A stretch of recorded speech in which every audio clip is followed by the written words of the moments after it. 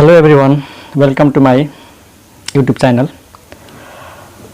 अबको टपिक छ हाम्रो लिनियर प्रोग्रामिङ प्रब्लम। यसको अर्को नाम छ अप्टिमाइजेसन प्रब्लम र सर्ट फर्ममा के भन्छौं एलपीपी है, लिनियर प्रोग्रामिङ प्रब्लम। जुन यो मेन च्याप्टर छ, जुन यो च्याप्टरको नाम छ लिनियर प्रोग्रामिङ प्रब्लम। अब त्यो टपिकमा हामी छिरेका छौं। आजको क्लासमा हामी यो बुझ्छौं पुरै डिटेलमा कि लिनियर प्रोग्रामिङ प्रब्लम के हो है। आजको क्लास चाहिँ एकदम कन्सेप्चुअल क्लास हो। आज अलिअलि बोर लाग्न सक्छ किनकि स्टुडेन्टहरुको बानी हुन्छ न्युमेरिकल क्वेशन्स मात्रै गर्ने हैन, तर अलिकति जसलाई जान्न मन लागेको छ कि लिनियर प्रोग्रामिङ प्रब्लम के हो, यसको आवश्यकता कसरी पर्यो हैन, कहिले आयो यो, त्यसको नामबाट बुझौं। लिनियर लिनियर भनेको त कहाँबाट लिएको छ, लिनियर इनइक्वालिटीज और लिनियर इक्वालिटीज, त्यहाँबाट लिनियर वर्ड राखेको हो। र प्रोग्रामिङ भनेको के हो? प्रोग्रामिङ भनेको प्लान अफ एक्सन अथवा प्रोसेस भन्ने पनि हुन्छ, टेक्निक भन्ने पनि हुन्छ, mathematical process, mathematical technique. Problem भनेको त प्रब्लम भइ नै हाल्यो। यसको अर्को नाम हो अप्टिमाइजेसन प्रब्लम। अप्टिमाइजेसन भनेको है, यो अप्टिमाइजेसन भनेको मैक्सिमाइजेसन और मिनिमाइजेसन है।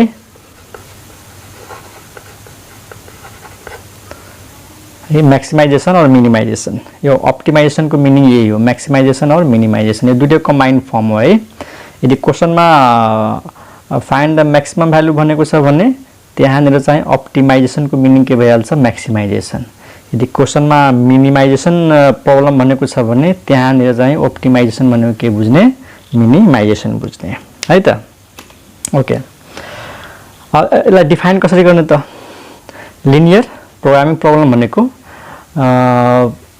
It is a mathematical process, mathematical technique for optimizing the objective function of variables satisfying some condition under effective utilization of limited resources। ठीक छ? I repeat, linear programming problem भनेको it is a mathematical process for optimizing the objective function of variables satisfying some conditions under effective utilisation of limited resources भन्न खोजेको कि जुन हामीसँग रिसोर्सेसहरु हुन्छ त्यसलाई युटिलाइज गरेर त्यो प्रब्लमलाई म्याथमेटिकल प्रोसेसबाट यसरी सल्भ गर्ने कि जुन त्यो अब्जेक्टिभ फंक्सन हुन्छ त्यसको म्याक्सिमम भ्यालु आउनु पर्यो है। यहाँ अब्जेक्टिभ फंक्सन भनेको जुन हाम्रो टार्गेट हुन्छ, जुन हाम्रो गोल हुन्छ, त्यसको चाहिँ अप्टिमम भ्यालु चाहियो। अप्टिमम भनेको म्याक्सिमम वा मिनिमम। जस्तै मानौ मलाई रिसोर्सेसहरुलाई युज गरेर प्रॉफिट गर्नु छ त यहाँनिर म्याक्सिमम प्रॉफिट हुनु पर्यो। ठीक छ? यदि खर्चहरुलाई कम गर्नु छ अथवा जुन हानि हुन्छ, लस हुन्छ, त्यसलाई कम गर्नु छ त यहाँ के हुन्छ, मिनिमम लस हुनु पर्यो। ठीक छ? त्यसको डेफिनेसन हामी लेख्न सक्छौं है, लेखौं। Linear programming is a mathematical process अथवा इट इज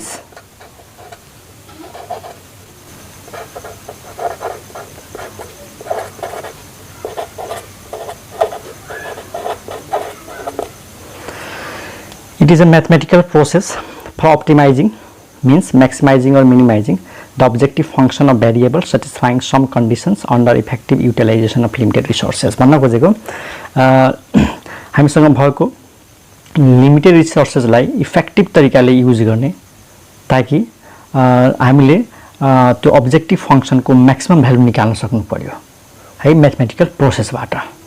ठीक छ?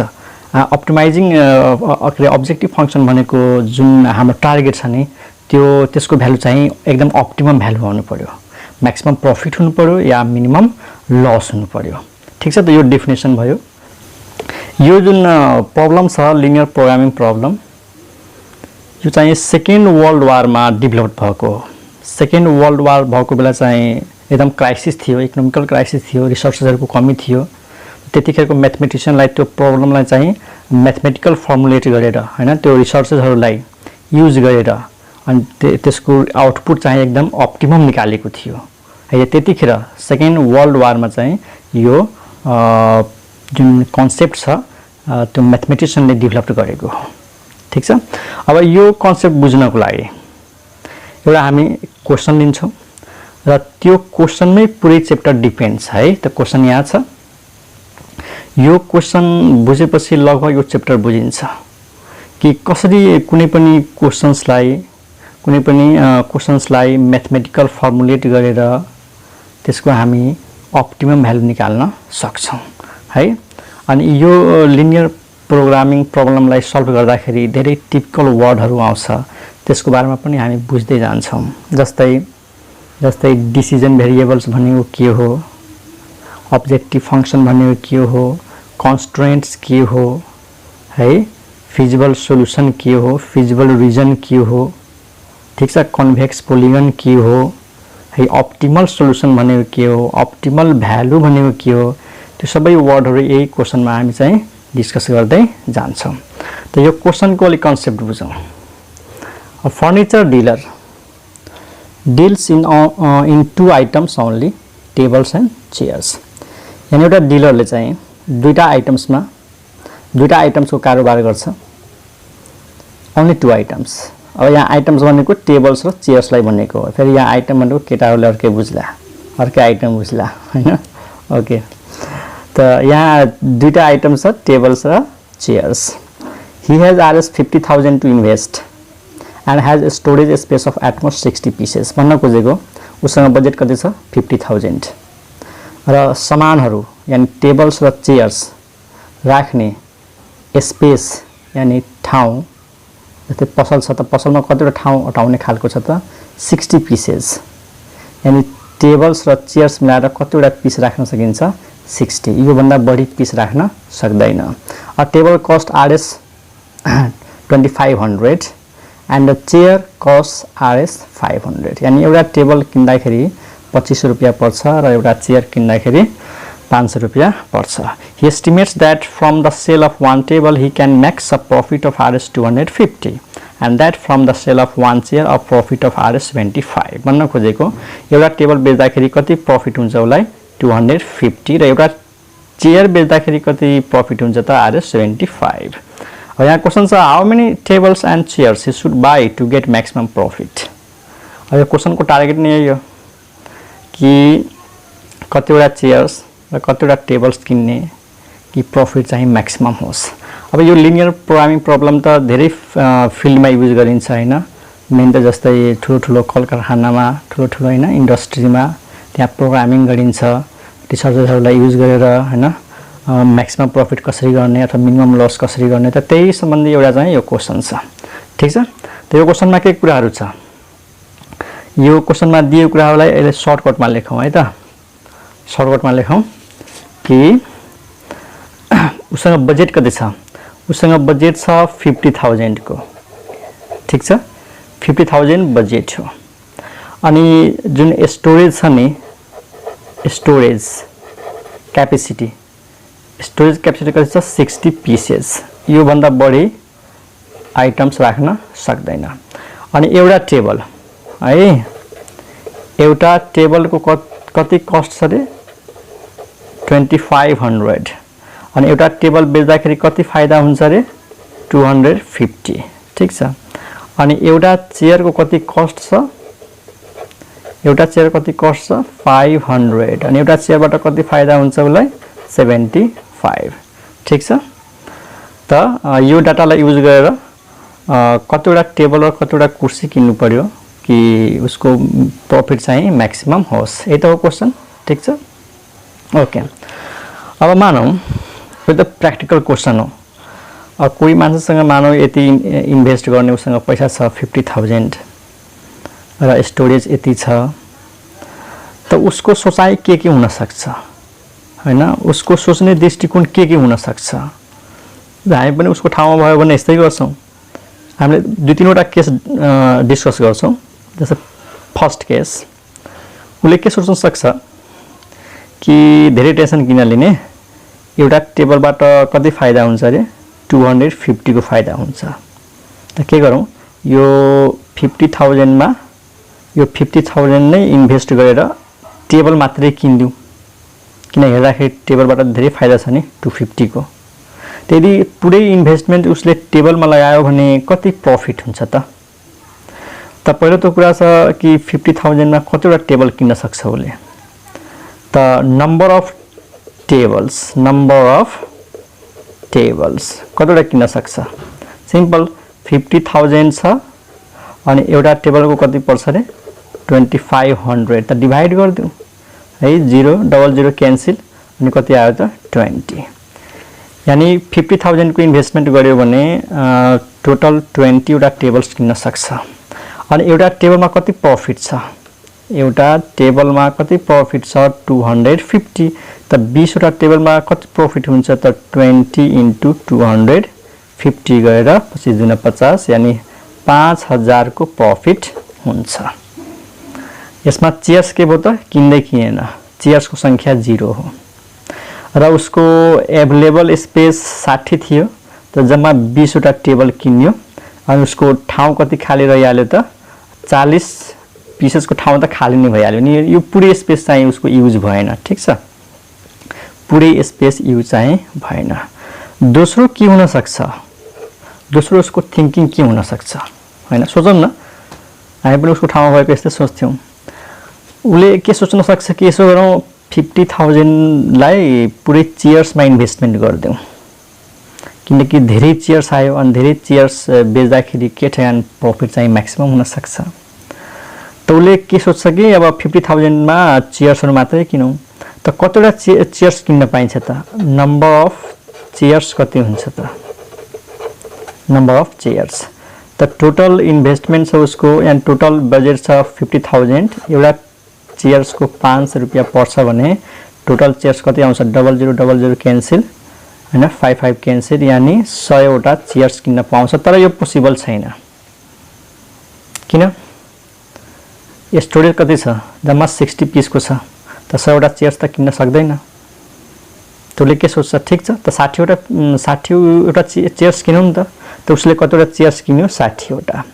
अब 60 वटा चेयर्स किन्दाखेरि त्यसबाट प्रफिट कति भयो त उसको 75 ले मल्टिप्लाई गरौँ है। 100 वटा चेयर्स किन्न सक्दैन, किन्न त सक्छ तर उसको ठाउँ नै छैन राख्ने, तर किनेर पनि फाइदा छैन।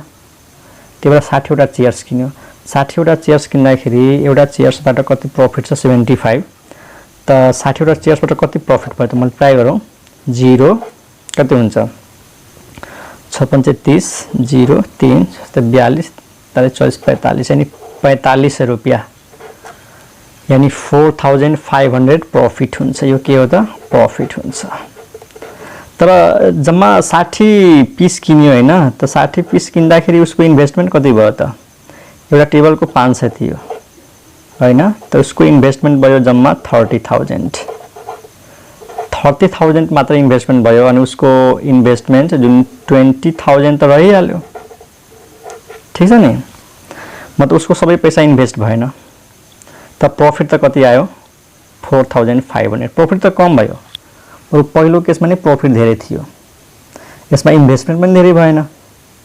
तर यो जुन 20,000 रहिहाल्यो, आखिर यो पैसाले के गर्ने त? कति नै ब्याज आउँछ र? त यो पनि एक किसिमको राम्रो भएन है। ओके, त यो दोस्रो केस भयो। तेस्रो केस लिएर हेरौँ है, थर्ड केस, ठीक छ। थर्ड केस लिएर हेरौँ यहाँनिर। थर्ड केसमा के हुन सक्छ?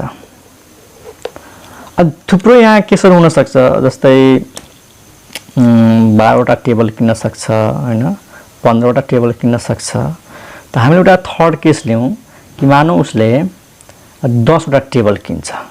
कतिवटा टेबल किन्छ अरे 10 वटा टेबल किन्छ। त 10 वटा टेबल किन्यो भने कति इन्भेस्टमेन्ट हुन्छ त? 10 वटा टेबलमा 2500 को दरले कति त 25,000 इन्भेस्टमेन्ट हुन्छ उसको 10 वटा टेबल किन्दाखेरि। अनि यसबाट आउने प्रफिट कति हुन्छ त? त एउटा टेबलमा 250 रुपैयाँ प्रॉफिट छ त 10 वटा टेबलमा कति प्रॉफिट हुन्छ त उसको 2500 रुपैयाँ प्रॉफिट हुन्छ। त उसको इन्भेस्टमेन्ट कति भयो 25000 को इन्भेस्टमेन्ट भयो टेबलमा 10 वटा टेबल किन्दाखेरि त अझै उसँग 25000 त छ। अब के गर्छ 25000 मा चाहिँ चेयर्स किन्छ उले त कतिवटा चेयर्स किन्न पाउँछ उले त 25000 लाई 500 डिवाइड गर्दाखेरि कति हुन्छ 50 यानी 50 चेयर्स किन्न सक्छ उले। ठीक छ 50 चेयर्स किन्दाखेरि कति इन्भेस्टमेन्ट हुन्छ 25000 त हेर 25000 टेबलमा इन्भेस्टमेन्ट भयो 25000 चेयर्समा पनि इन्भेस्टमेन्ट भयो त टोटल इन्भेस्टमेन्ट त 50000 भयो। अनि 50 चेयर्सबाट उसलाई प्रॉफिट कति हुन्छ त है त एउटा चेयर्सबाट कति प्रॉफिट छ रे 75 रुपैयाँ त 50 चेयर्सबाट कति आउँछ मल्टिप्लाई गर्दियौ 0 5 5 जा 25 2 अनि 5 7 जा 35 36 37 यानी 3750 त 10 वटा टेबल्सबाट यति प्रॉफिट हुन्छ 2500 रुपैयाँ र 50 वटा चेयर्सबाट कति प्रॉफिट हुन्छ त 3750 त नेट प्रॉफिट कति भयो यानी टोटल प्रॉफिट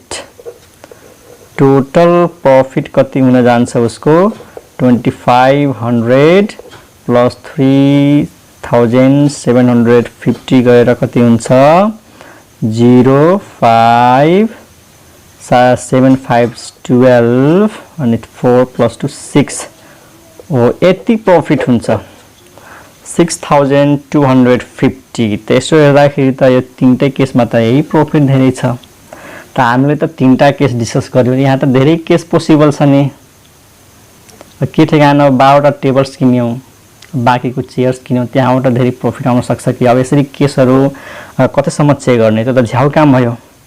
त यो प्रब्लमलाई सल्भ गर्नको लागि म्याथमेटिशियनहरुले के गर्यो यो प्रब्लमलाई मैथमेटिकल सिम्बल दिएर मैथमेटिकल इक्वेशनमा लेख्यो यानी लिनियर इक्वेशन बनायो लिनियर इनइक्वालिटीज बनायो अनि त्यसपछि सल्भ गर्यो त ठ्याक्कै चेयर्स र टेबल्स को संख्या थाहा पाइहाल्छौं जसमा चाहिँ म्याक्सिमम भ्यालु हुन्छ। अब मैथमेटिकल फर्मुलेसन कसरी गर्ने त है त यहाँ हामी हेरौं अब टपिक चेन्ज भयो मैथमेटिकल फर्मुलेसन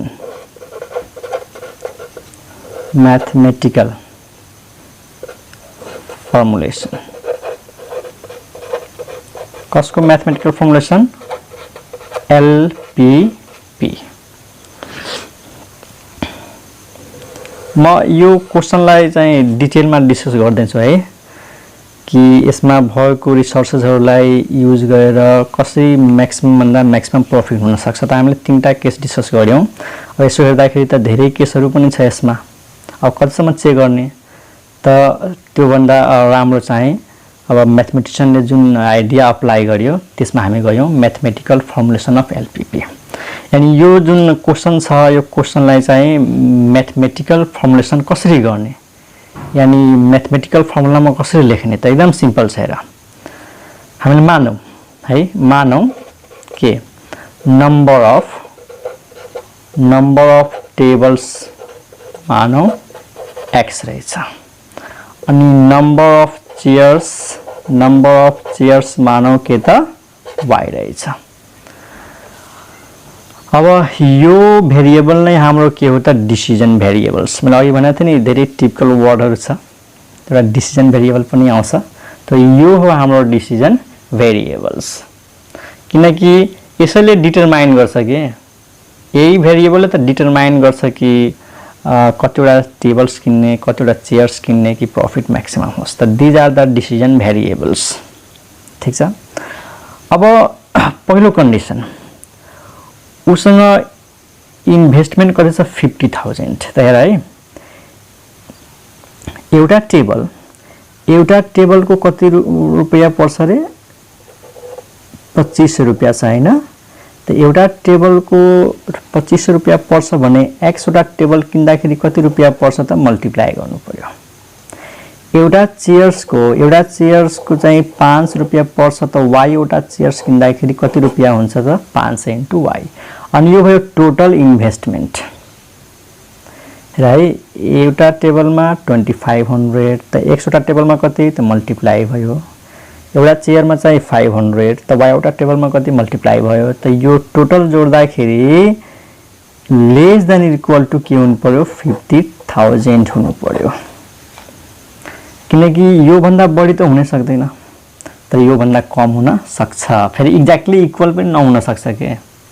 जस्तै हामीले फर्स्ट केसमा सेकेन्ड केसमा हेरौँ न, सेकेन्ड केसमा हाम्रो इन्भेस्टमेन्ट जम्मा 30,000 भएको थियो नि, हो कि हैन, त्यसमा त इक्वल टु छैन, लेस छ, के भन्दा लेस छ 50,000 भन्दा, त्यही भएर यहाँनिर जहिले पनि लेस देन इक्वल टु, यानी क्वेसनमा हेर्ने कि उसको बजेट भनेको त एट मोस्ट है बढी भन्दा बढी कति इन्भेस्ट गर्न सक्छ त 50,000, त्यो जहिले पनि less than or equal to राख्ने, ठीक छ। त यसरी इनइक्वालिटी बन्छ के। हामीले अस्ति जुन ग्राफिकल रिप्रेजेन्टेसन ग्राफिकल जुन ड्र गरेका थियौँ नि त्यसमा जुन इनइक्वालिटी थियो यस्तै टाइपको त इनइक्वालिटी बनेको हो।